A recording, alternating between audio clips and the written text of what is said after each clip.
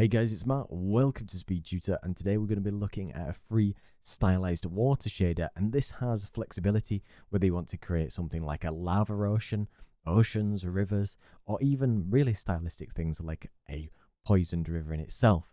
It's a really cool shader with loads of customization, whether you need to customize the refraction, the surface color, the foam color, the intersection with objects between it, the different lighting enabled reflections, and it's got so much customizability, and we'll check it out today. And do be sure to throw a like and make sure you subscribed because it helps me out massively. What you can do is you can go to the Unity Asset Store and you can find the Water Stylized Shader, Ortho and Perspective Camera. You can click to open that up in Unity, and then you can find it in the Package Manager and you can just import that in. Once you import that, you'll get the Water Stylized Shader. You've got the different prefabs that you can use, preset materials, any scripts or terrain. It's got a nice little bit of documentation.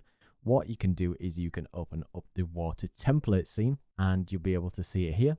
This scene is literally built up into separate different segments. So these are just built on cubes essentially, and it does have the shoreline intersection. So even if you're using on geometry that intersects through your terrain, it's suitable and renders correctly. So all you need to really use is the shader graphs and the water unlit shader. And the great thing, if you select this little ball that's in the water, it does come with its own floating object script, which takes a rigid body into account, and it does bob up and down, which is quite nice. What you also need to make sure you do is on your URP asset, you need to make sure that depth texture is enabled.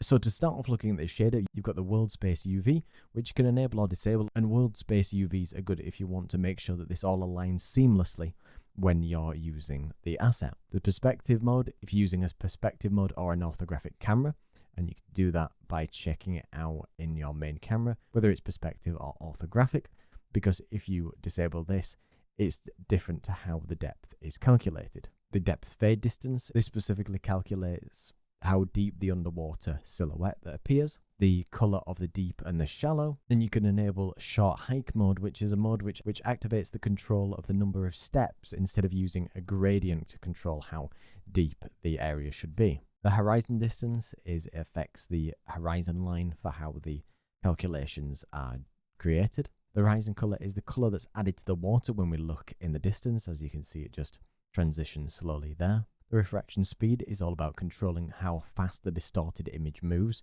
in terms of the water.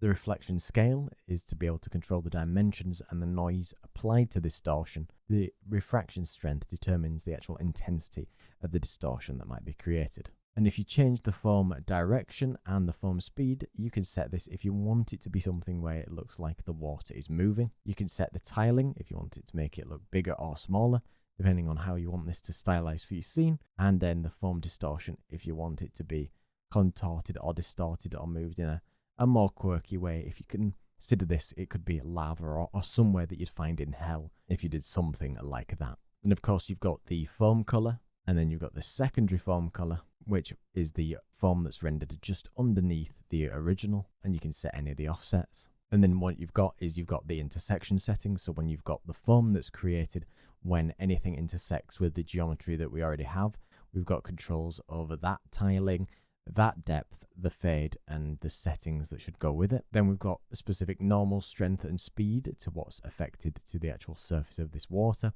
You've got specular color and hardness and the specular color. And you control things like the wave steepness, the wave length, and you can make it look more furious like the sea would be. You do have a texture called caves, which is applied to random deeper areas of the ocean. So if we do look here and I adjust the cave scale, you can see the scaling of it underneath the water itself. You can see how the scaling is affected with it underwater, and you can even affect the distortion, which you can just about see it underneath, and any offsets with that.